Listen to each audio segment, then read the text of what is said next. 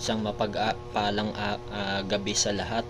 Ako nga pala si Jonathan at ako nga pala ay mag-share ng Bible verse at bukod dun magbabahagi rin ako ng mga nagaganap sa ating mundo na mga sign and wonders. So umpisa na po natin at ito nga palang topic ko na dapat tapos ko na sana itong i-upload, ngunit na-delete ko lang itong ko, kaya uulitin ko lang po ang aking discussion dito about sa mga nangyayaring kaganapan sa iba't ibang bahagi ng mundo. Kung nakita nyo na po yung mga viral na videos na umiikot yung mga tupa ng pa-circular motion or clockwise motion ang ikot nila, sabay-sabay sila na nagpo-form ng circle, so strange things ang talagang masasabi talaga natin dito na talagang kakaiba itong mga kaganapan na ito. At bukod sa tupa, may mga kambing, kabayo, pagong, yung iba mga goldfish pa, tapos yung mga uod, anay na nag-iikot sila, lahat sila, grupo sila na umiikot na pa-circular motion. So talagang grabe po ang nangyayari ngayon, at yung nangyayari sa Mongolia hindi maintindihan ng may-ari ng tupa na 14 days nang umiikot ang mga na yon, mga tupa na yon, na sabay-sabay sila na para bang naka-program sa utak nila na sabay-sabay silang mag-iikot ng circular motion na ganong circle, 'di ba? So isa lang ang tingin ko diyan, sila ay nakaka-detect ng na may paparating na panganib, yung parang katulad sa gamo-gamo, 'di ba? Yung gamo-gamo, nakaka-detect sila na kapag may paparating na malakas na bagyo o ulan, nagtitipon-tipon sila sa mga bahay na may mga ilaw or bombilya, at doon sila nagtitipon-tipon ng paikot itong mga gamo-gamo na to, at bukod dyan, pagka yung mga daga din nakasense ng may mga baha, so sila ay nagtatago, kadalasan nga sa mga lugar na squatter. Yung mga dagang ito nagsisipasukan sa mga bahay. So ganun din dito sa sa nangyari na mga tupa na sila ay nag-iikot-ikot, di ba? At maikukumpara ito sa Cell movie noong 2016, at si Samuel Jackson ang gumanap po dito sa movie na ito, na yung mga zombie na na-activate ng 5G tower, para ba silang may hive mind na tinatawag, na iisa ang kanilang isipan, kaya sila ay parang ay nag-ikot-ikot na nag-circular motion ng pa-clockwise din, katulad lang din dito sa nangyari sa mga hayop sa iba't ibang bahagi ng daigdig. So talagang hindi mawari yung mga ganong kaganapan, at talagang napakatindi na ganon ang nangyayari. Talagang yun na yung sign na talagang isa sa mga sign and wonders na talagang magaganap ang mga dapat maganap. At isa rin dyan napanood ko rin yung topic ni Pastor Joms sa kanyang special segment na possible daw na may mangyaring pagbagsak ng tinatawag na apophis o yung wormwood na sinasabi sa Revelation, na yun yung pinakamalaking tipak ng meteor na tatama dito sa ating planeta by tingin ko 2029 ba yun or something. Kung alam nyo po, nyo na lang, i-search nyo na lang po sa Google, at isa yun siguro sa nade-detect ng mga to na itong mga hayop na to nagbibigay ng senyalis para sa ating mga tao, kasi itong mga hayop na to wala namang kakayahang magsalita, so dinadaan na lang nila sa body language, yung mga nais nilang mga ipahiwatig sa atin. At bukod doon yung mga kagimbal-gimbal na kaganapan ay mga sign and wonders na lumipas simula 2020. Marami na tayong naranasang mga sign and wonders tulad ng mga lindol, mga tsunami, at yung mga mga sunod-sunod na mga bagyo, at yung pagpula ng dagat, yung Red Sea, pati din yung moon na para siya, blood moon ang tawag, na rin yan, talagang nabanggit na rin talaga sa Bible yung mga yan na in the last days magaganap ang mga dapat maganap na mga sinulat ng ating mga old prophets noon, at yung mga isa sa mga disciples din ni Jesus na isulat din nila yung mga magaganap, yung wars and rumors of wars, diba? Maraming magaganap pa sa paglipas ng panahon na ito. So ngayon tayo yung nasa December 2022, expect worse. Expected na natin yung mga mangyayari na hindi magaganda pagpasok ng 2023. Yung mga nangyayari ngayon na luwag sa panahon ngayon, hindi magtatagal yan, 'di ba? Sabi din sa Bible na when they say peace, sudden destruction coming upon them, 'di ba? Sabi lang nila peace talks, pero matapos lang mga ilang araw wala na yung napag-usapan, gera na ulit.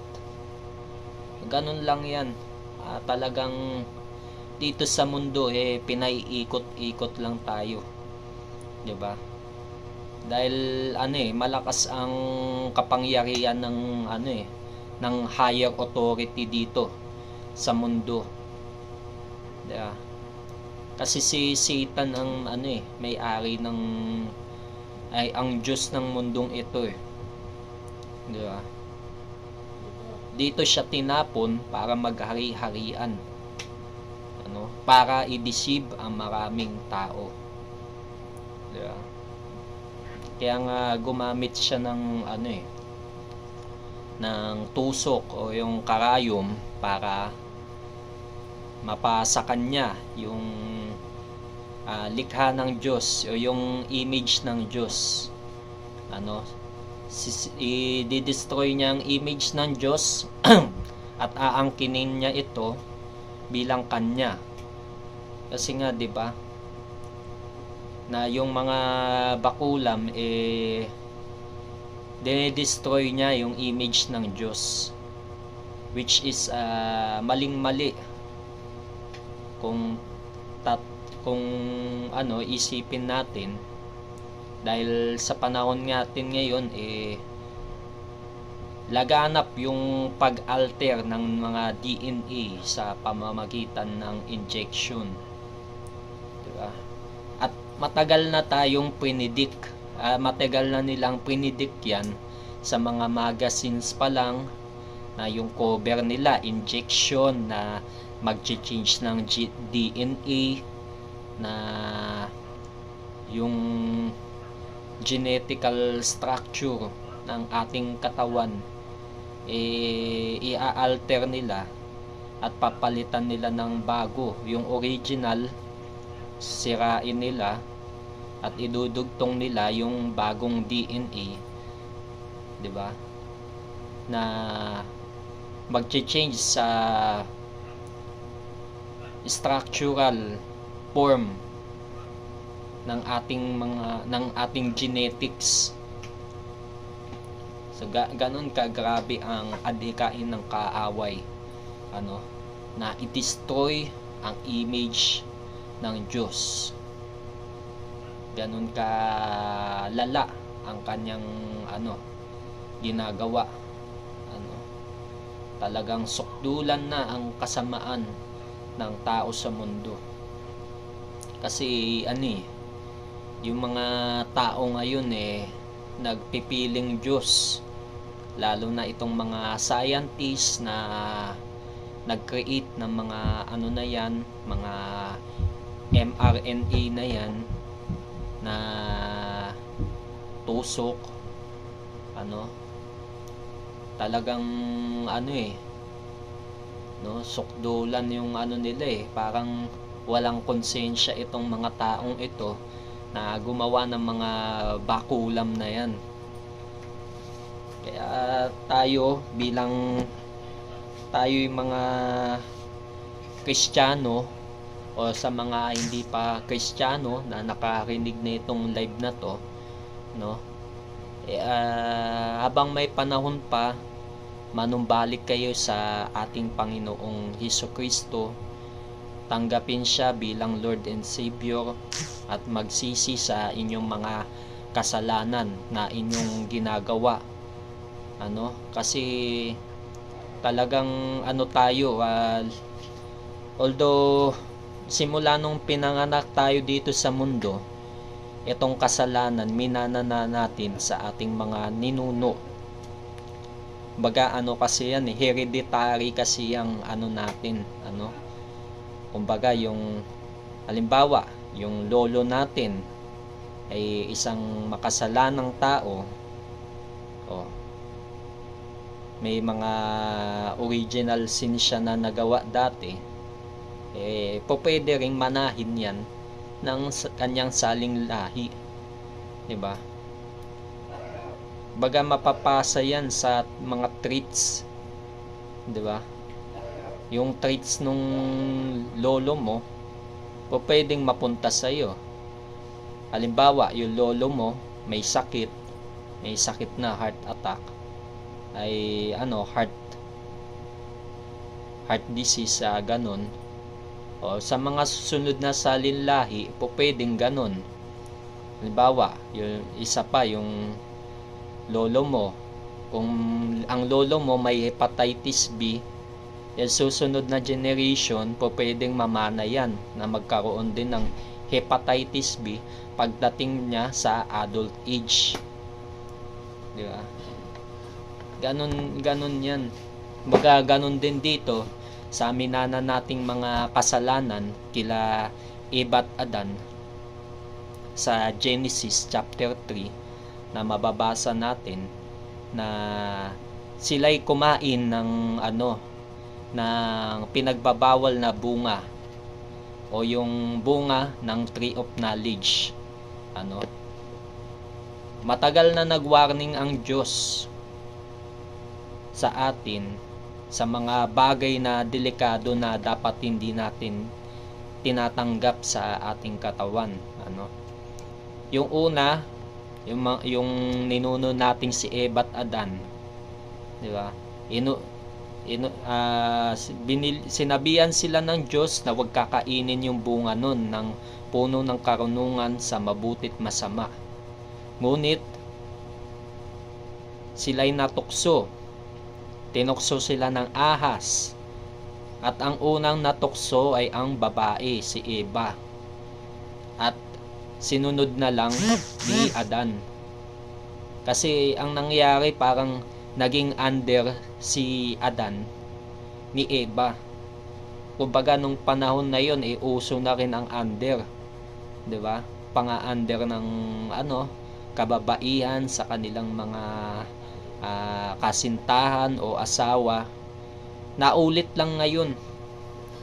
'Di ba? Wala talagang bago. Walang bago sa panahon ngayon. 'Di ba? Na ang mas nagiging masunurin tayo sa mga asawa at syota o natin, kasintahan natin na babae, So talagang yung mga nangyari ngayon sa present time, ibabalik lang tayo sa Biblia o sa Old Testament at saka sa New Testament. Talagang marami tayong matututunan sa pagbabasa ng Bible, hindi lang puro history, lahat talagang reflection yan ng ating buhay,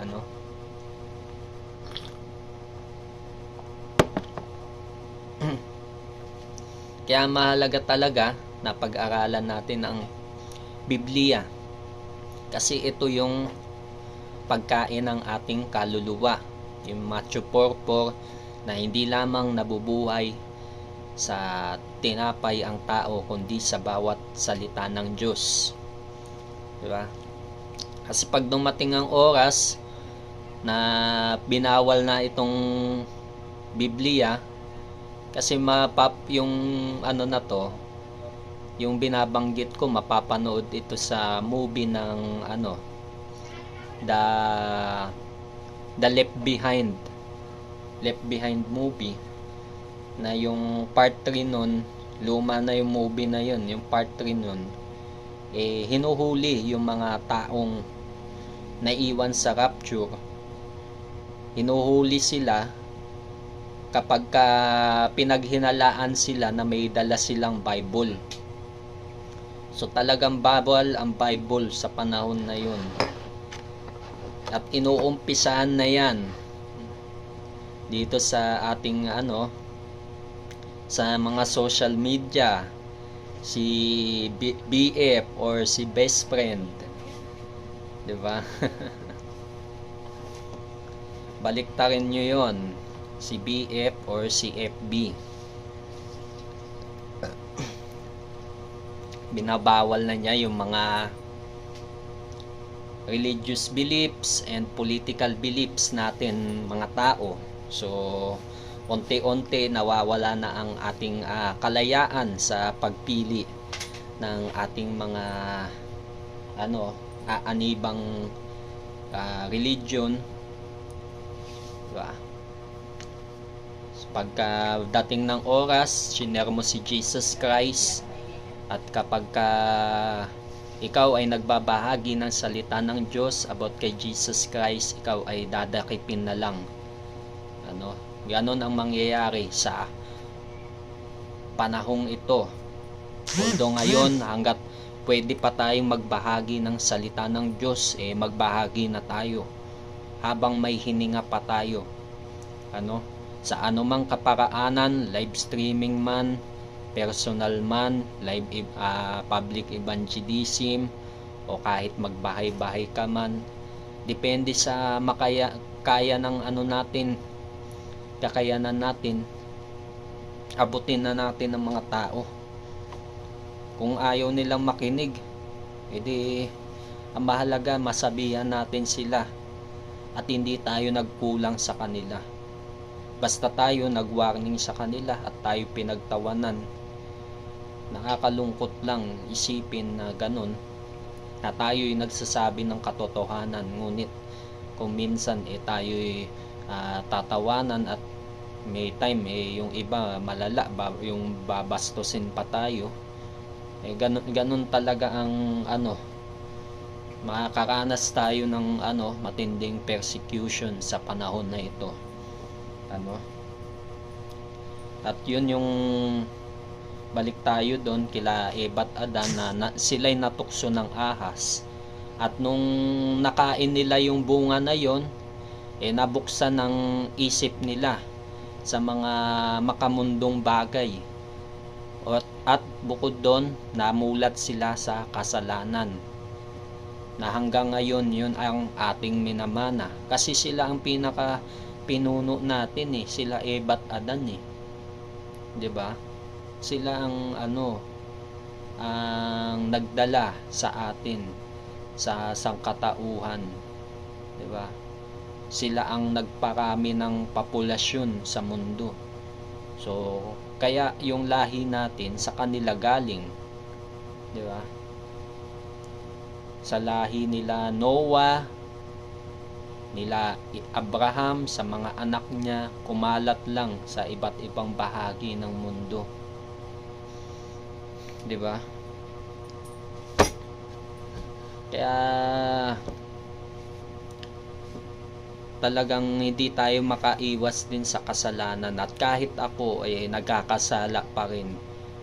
Kahit na tayo'y Kristiyano na, nagkakasala pa rin tayo.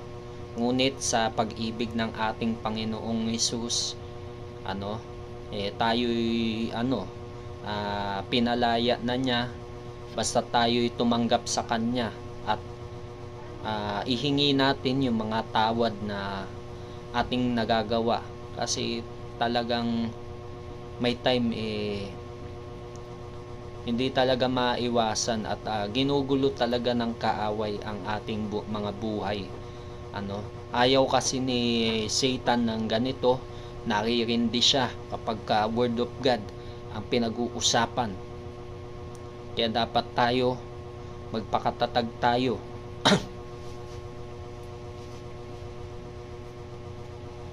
Magpakatatag tayo sa panahong ito. Dahil darating talaga ang ang kasuklam-suklam at kalapastanganan. Kasi sa sobrang sama na ng tao ngayon, 'di ba? Sinisira na nila ang sariling yung sarili nila o yung templo ng Diyos, 'di ba? Dapat itong katawan natin ipahalagahan natin, kung anong binigay sa atin ng ating Panginoon, tanggapin natin. Huwag tayong maghangad ng sobra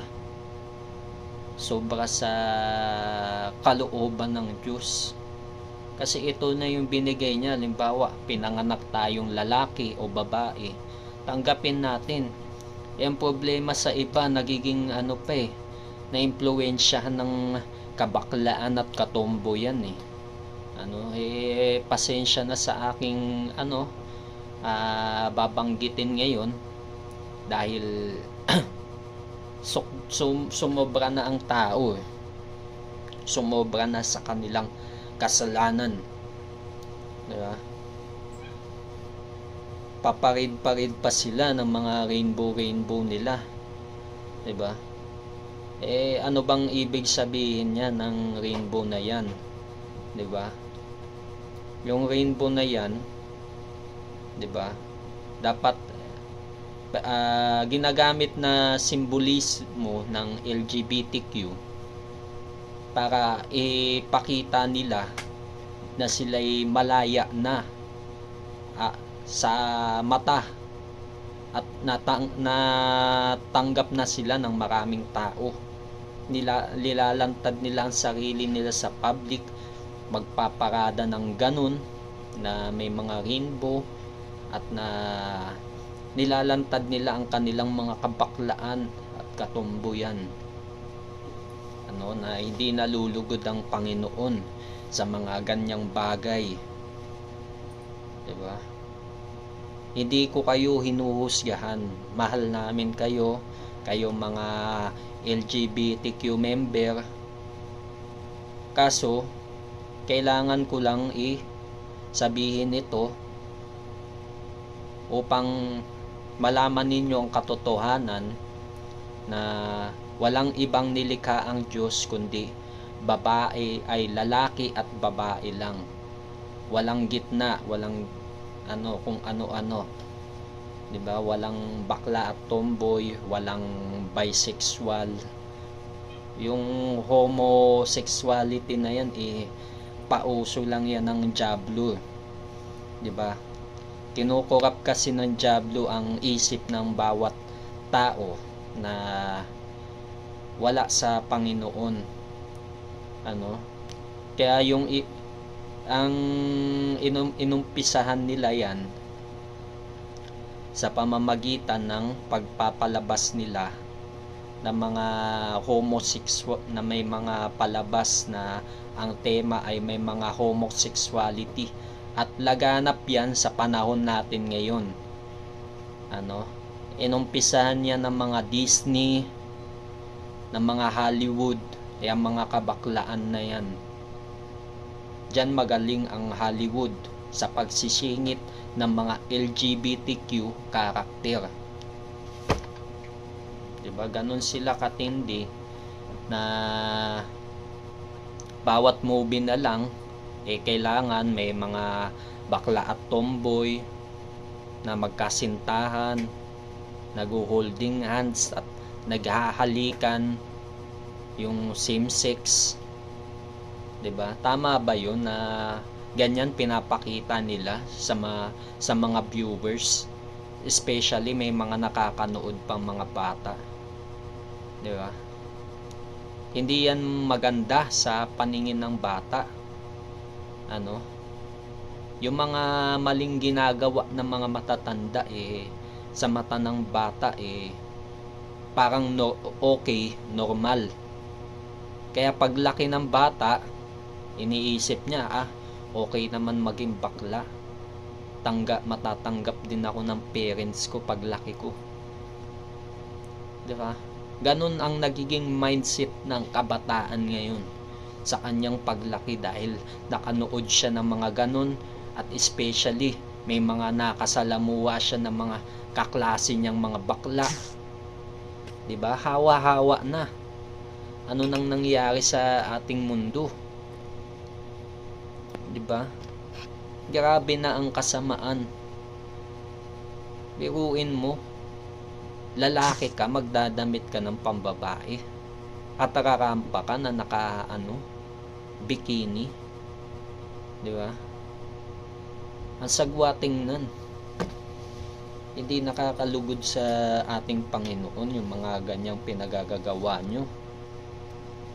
Na eto pa, na dito sa Pilipinas gagawa pa ng pelikula na ipapalabas sa December 25, na yung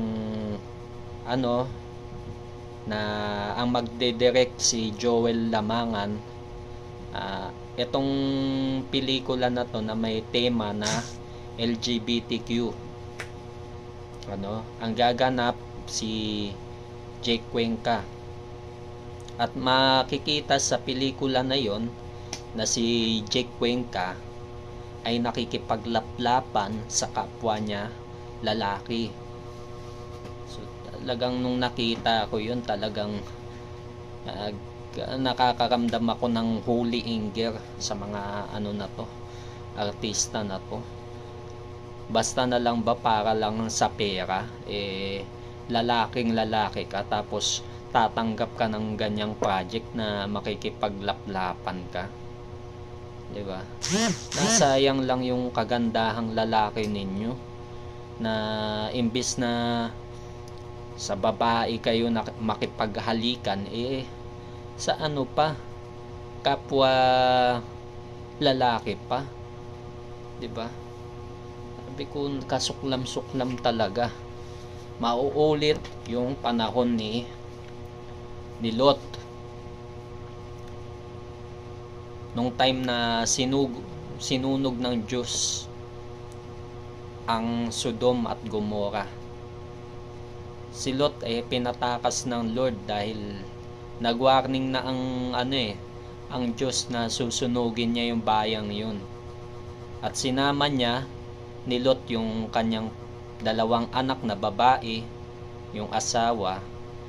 Isasama niya sana yung 2 lalaki na mapapangasawa ng kanyang anak. Ngunit hindi naniwala sa kanya yung 2 yun. So ayun, nakatakas na sila, nakalayo-layo na pamilya ni Lot. Lumingon pa yung kanyang asawa, 'di ba? Kaya nga ang sabi, 'di ba, ng Lord, no turning back. Wag nang lingunin pa yung mga bagay na na mga material na bagay sa mga lugar na tutupukin ng Diyos. Kasi wala nang halaga yun eh. Kaya nga tinupok ng Diyos. Lalo na yung buhay ng mga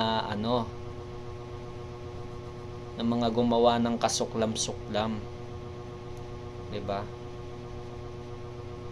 Pagka ang Diyos humatol na sa tao, wala nang second chance. Kaya ngayon pa lang, habang binibigyan pa tayo ng pagkakataon na magbagong buhay, magbalik loob sa Panginoong Hesus, igugol na natin ang buhay natin dun. Kasi ang reason ng Diyos kung bakit niya sinunog ang Sodoma at Gomora, kasi sinira ng tao ang templo. Yung templo ng Diyos, sinira ng tao.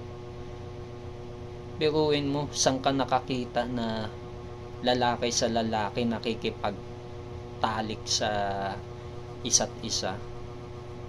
'Di ba? Pasuklam-suklam yun eh. Baga sakit ang idudulot nun. Kasi 'di ba? Sa nagsisix kayo, parehas kayo meron. Dapat opposite dapat eh. Hindi po pwedeng parehas. Kaya nga ang pinagsasama ng Diyos yung opposite. Yung babae at lalaki. Kasi pag sila nagsama, sila'y magiging isa, magiging one flesh sila. Paano magiging one flesh yung parehas meron? 'Di ba? Yan deception ng diablo yan eh. Kaya nga pinapauso ng diablo yung mga yung mga kalaswaang palabas eh. Mga pornografiya, 'di ba? Na binibidyo pa yung kanilang pakikipagtalik imbes na yan sa private ginagawa. At ang nakakasuklam pa yung mga porn gay sex, yung sa lalaki 'di ba? Sabi kong mahirap na lang banggitin eh, 'di ba? Nag-aanuhan pa, 'di ba? Bawal na bawal yung ganun eh. Kasi nakakasira ng isip yan at nakakasira ng moralidad ng tao yung mga ganyang bagay na panoorin, 'di ba? Kaya yung mga kabataan ngayon ang babastos eh. Kahit bata sa computer shop makikita mo kabisado yung website ng mga malalaswang panoorin. Kasi may nagtuturo, may time matatanda pa nagtuturo sa mga computer shop eh. Di na naawa sa bata na tinuturuan ng kalaswaan imbis na turuan na habang sa kanyang kabataan siya'y makakilala sa Panginoon, di ba? Na ma-practice ba sa Word of God, hindi yung mga ganyang kasasamang mga bagay na pinapractice sa bata. Hindi na nalulugod ang Diyos dyan sa mga ganyan, kasi kasi immoral na masyado mga ganong bagay. Kaya dapat ituro natin sa bata yung mga nakakalugod sa Panginoon, kasi ang mga bata malapit ang puso sa mga tawag dito, malapit ang mga bata sa Panginoon, di ba? Napakalapit nila. Kaya pagdating ng oras na mag-rapture, mga bata isasama yan. Kahit yung mga may kampasanan, kahit yung nasa sinapupunan pa lang, i-rapture yan ng Lord. I-rapture yan ng Lord.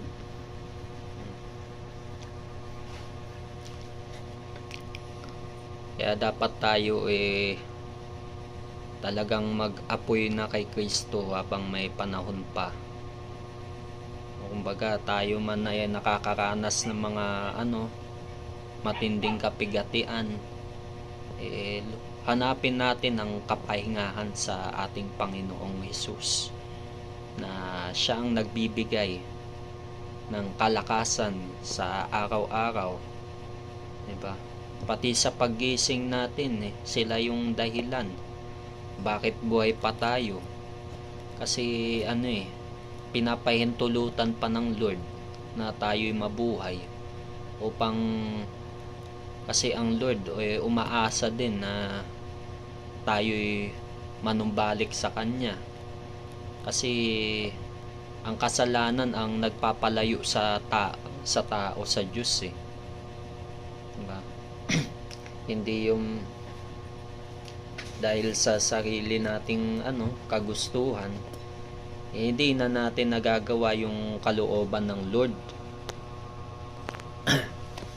Kaya yun, dapat talaga habang may time, yung oras natin, ilaan natin sa pagbabasa ng Bible, or kung manood tayo ng mga live preaching, diba?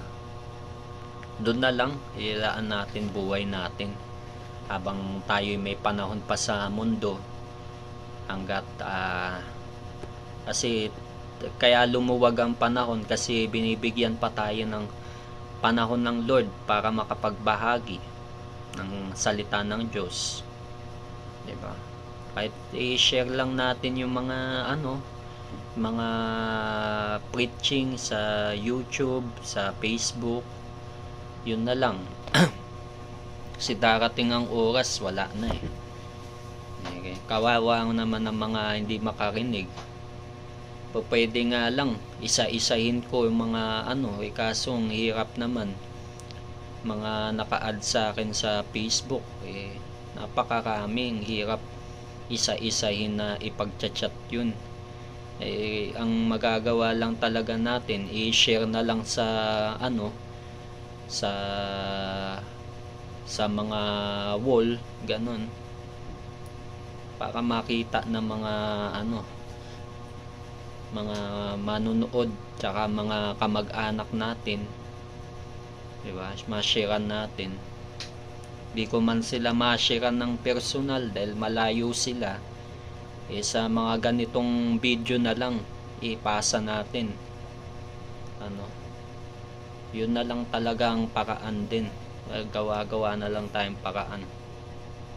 So ayun, yung next na topic naman, yung mga mga nag-viral ngayon na mga artista na nagsisimatayan sa iba-ibang kadahilanan. At yung latest, itong sa Power Ranger, bida sa Power Ranger, na si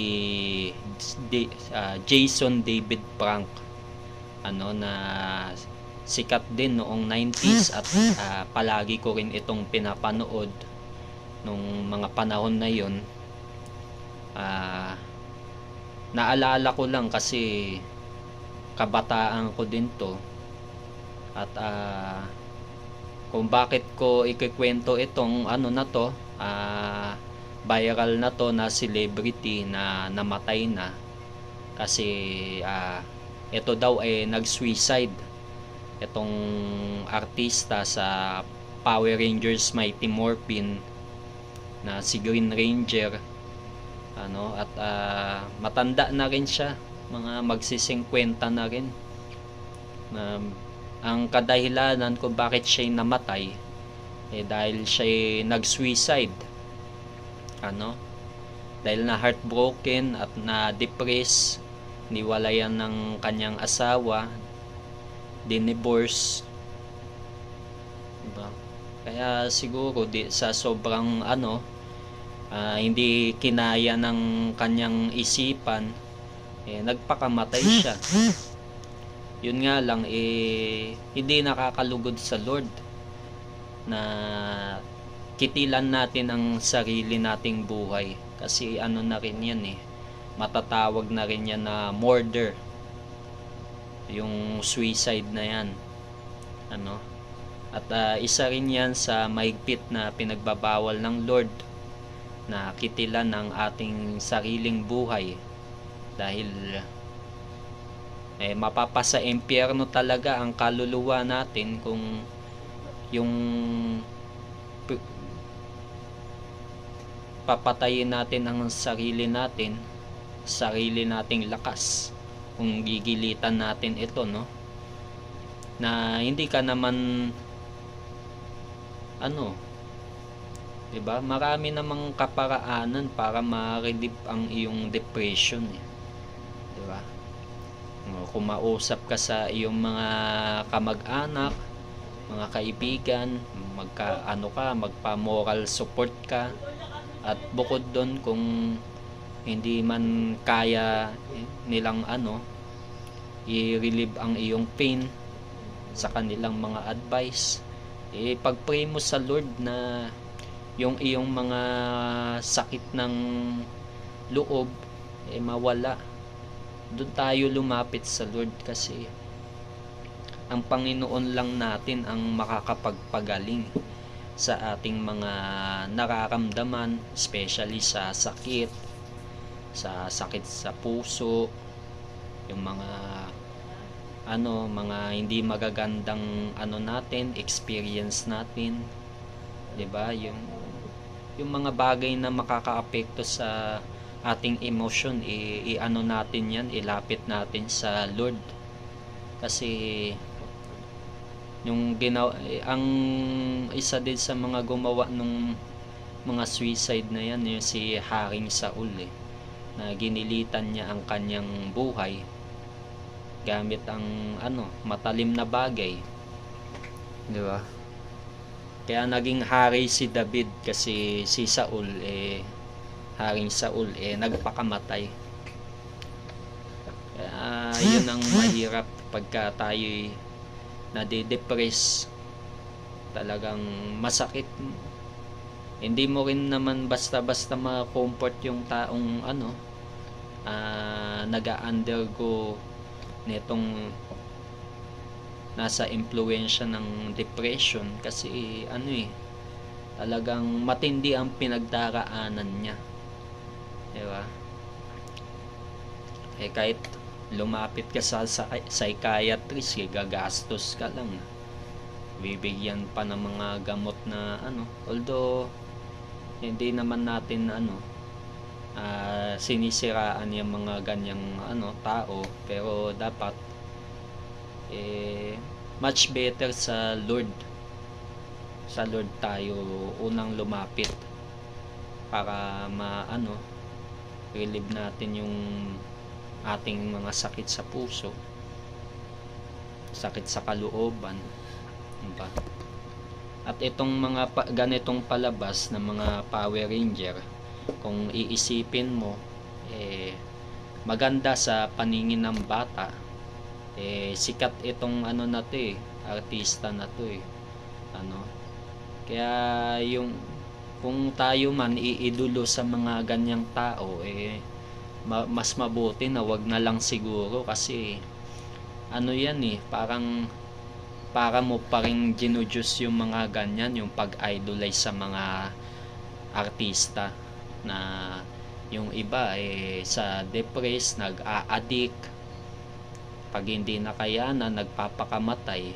O syempre ano din, yung mga nag-idolize sa mga ganyang tao, possible nagayahin din, ma-impluwensyahan din yung ibang mga taong uma-idol sa mga artista na to, na sinisira ang kanilang buhay.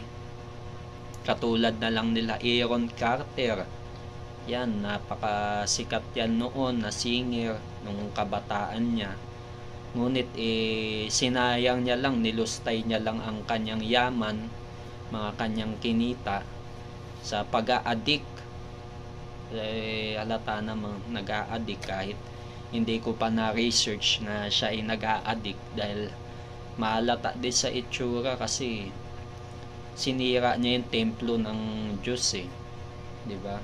Dinumihan niya ng mga tattoo, pati dito pa sa mukha, o pwede namang sa tago, di ba? Sabi ko wala ang ano, kasi sa paghanga mo sa mga yan parang nakalimot ka sa Diyos sa mga pagpunta-punta mo sa mga concert, na yung ibang mga nagko-concert ay mga satanista di ba? Mga evil spirit ang papasok sa iyo diyan pagka mga ganyan, na masyado kayong nag-idolize sa mga tao, di ba? Ang Lord lang ang dapat nating kilalanin, at hindi yung mga yan. Tsaka yung mga palabas na Power Ranger na yan kung marirealize ko ngayon mga wala palang kakwenta-kwenta, gagayahin lang ng bata yan na magkarate-karate at hawak ng espada at baril.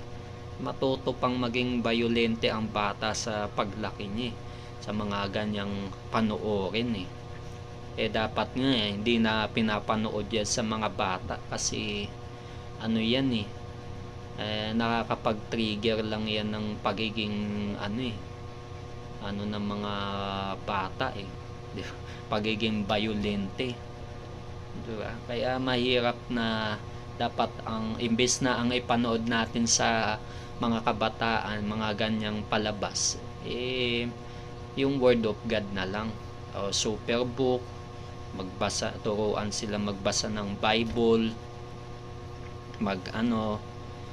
umawit sa Lord, ganun na lang, kaysa naman mga ganyan napapanood nila mga mukhang demonyo, mga kalaban, di ba?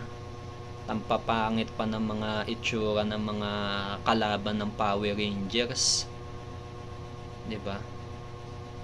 Puro ang matututunan mo lang dun mga yung karate nila, yung pagwasiwas ng espada, di ba? Mga babadoy na mga palabas na yan nauna dyan mga Bioman, di ba? Panahon ni Marcos nga binan yung mga ganyang palabas, katulad ng Voltes 5, Dimos, kasi ayaw ni Pangulong Marcos noon na maimpluwensya ng mga kabataan na magrebelde sa sarili niyang bansa, at especially magrebelde sa magulang, kasi yung ibang mga palabas tinuturuan na magrebelde sa magulang ang isang bata di ba? Which is hindi nakakalugod sa Lord, kasi ang obligasyon ng bata na under custody siya ng magulang, di ba? Pananagutan din ng magulang yan ng buhay ng bata, ng kanilang mga anak, kasi kaya mga palabas na yan nagtuturo yan ng mga rebellious spirit, Kaya wag kayong masyadong bumabad diyan. Siguro okay lang manood kung additional knowledge, at kung ka naman, babad ka naman sa Word of God. Kung manonood ka ng movie, okay lang siguro. Wag lang yung mga sobrang mga horror, mga may about sa sex, wag lang yung mga ganun. Pero kung yung mga movie na pinapanood mo, ini-expose mo at dinidiscuss mo na itong mga content nito hindi maganda, na nakakapag-deceive ng mga kabataan, yun ang mas okay. At yung nire-relate ba siya sa nangyayari ngayon, katulad ng Seal movie. Kasi ang gawain ng mga kaaway nilalantad nila sa movie. So kailangan din natin ng additional knowledge ba para imulat ang tao sa katotohanan na itong mga plano ng mga kabal malala, na kukontrolin nila ang mundo, especially ang tao kukontrolin nila, gagawin nilang cyborg, diba? Katulad sa Terminator movie, gagawin nilang cyborg ang mga tao. Maraming mga pelikula na yung brain ng tao nilalagay sa machine, tina-download na lang, katulad ng Chappie movie. Yung namatay na tao, ida-download sa machine ang kanyang utak. Ganon ang gagawin nila in the future. Kaya mag-ready tayo habang may panahon pa. Learn the ABC of salvation. Accept Jesus Christ before it's too late, mga kapatid. Habang may panahon pa, kumilala na tayo kay Kristo. Diba? Tanggapin mo siya bilang Lord and Savior. Magbabad tayo sa Bible. Kung may oras kayo, bakanting oras, kahit paunti-unti, basahin nyo yung Bible. So yun lamang po, at maraming salamat. Paki-share po nitong video na to, at naway mamulat sa katotohanan ng mga tao sa nangyayari sa ating panahon. Share this video before it's too late, mga kapatid. Habang may panahon pa, i-share na ninyo, ikalat ninyo sa mga messenger, sa mga group chat, sa kahit sa GC. Yun. Muli po, ako nga pala si Jonathan. God bless.